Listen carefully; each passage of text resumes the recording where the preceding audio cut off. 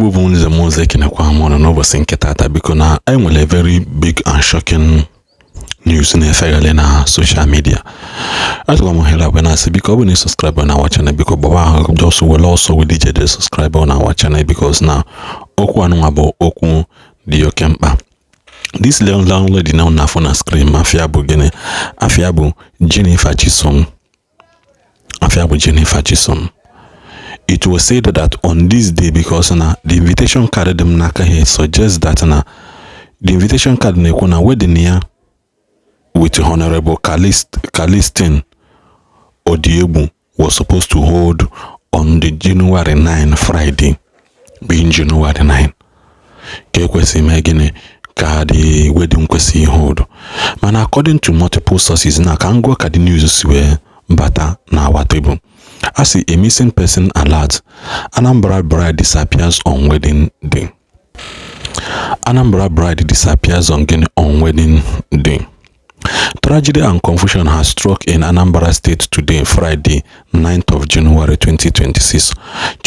Jennifer Chisom, who was set to wed Honorable Celestine Odigbo today at Our Lady of Victory Catholic Church, Umueri, has gone missing. Despite all the expenses being paid, invitations sent out, and guests arriving at the ceremony, the bride is nowhere to be found. Sources close to the groom revealed that he suspects foul play involving her family. The location of this ceremony, Umueri, Nteje, Anambra State. The situation, everything we are set, and the reception we are supposed to hold at an emerald green and gold event, but the bride vanished just as the festivity we are about to start. That na the lady tata kwesịrị wedding ya. Etu na-emegine echigide nwaanyị ka ọ pụta afọrọ nwaanyị. Because as a time of filing this report, I have not from the family. Kekwa nanti. Mana from some sources I have allegedly online on. Over na say the lady nwere buru no like the guy from beginning. Maybe she have seen one or two to we decide no man no. And some people na say na maybe na ndị batala obodo Igbo akpologo the girl wa allegedly. Na ndị obodo Igbo bata na mago gudigwe na ha akpologo the lady wee wa. Mana I did not believe that story because na ana akpọ mmadụ awa ebe na akwado wedding on the 9th of January. Before nwunye go on the 6th, before the 7th, before 8, he raised her alarm until on the 9th, ebe raising my alarm. Something is wrong somewhere. Because as the source is complaining, according to the sources close to the husband to be, and the man now suspected foul play from the family, which means there is oba. And we will go over there somewhere.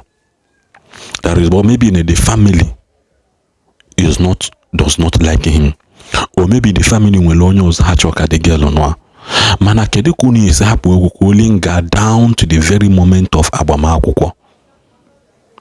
Before making achoba nwanya aforo.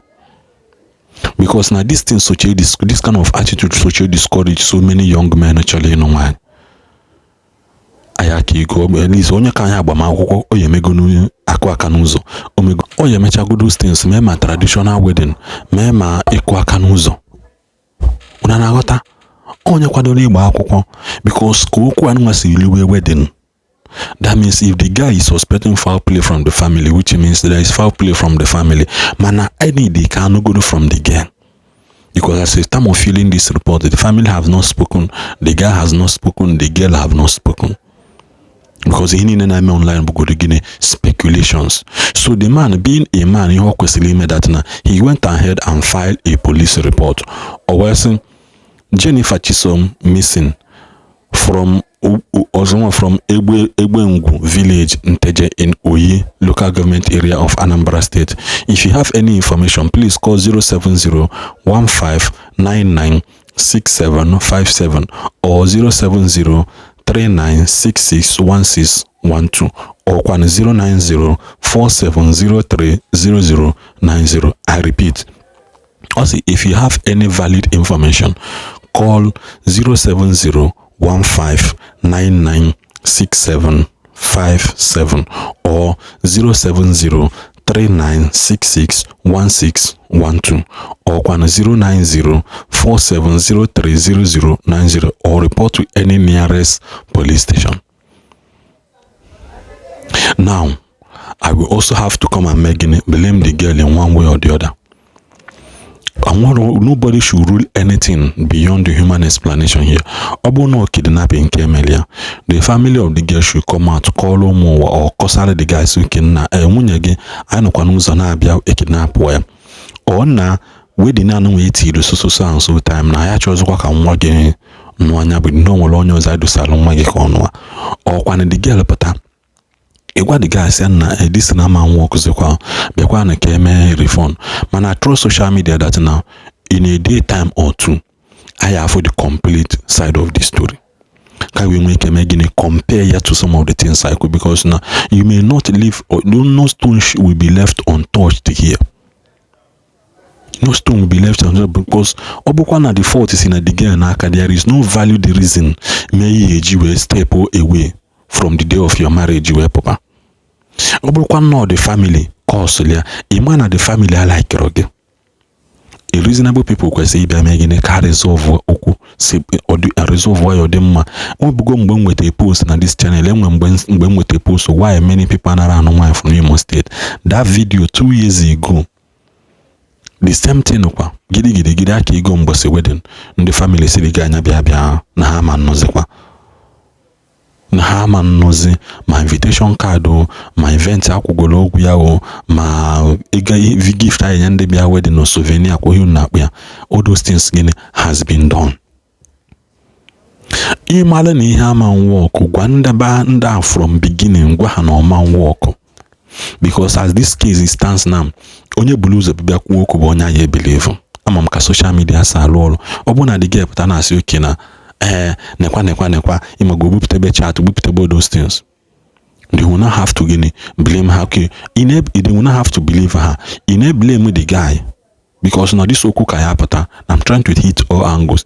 Blame the guy. Why didn't you people call him to cancel the wedding? Or ipatakwanane tiyaka we cancel all the wedding? Or a situation beyond your control. Why didn't you let it out? At least they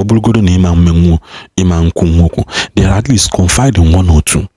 Because from the way the comment section and everything say again on social media, before then I say, and the game we call like or the boy cancel you from beginning. And the girl I like or the boy. Mokwanike na the boy na force song on the girl. Mokwanike na the girl I go her man walk. Still the boy catching did not cancel the marriage.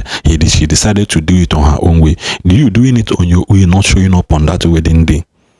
Is as equal as bad. How can money be do tibem unoge publicity be a publicity na send them mother and this thing will no longer hold. At least your family should go there and again the both family are resolved.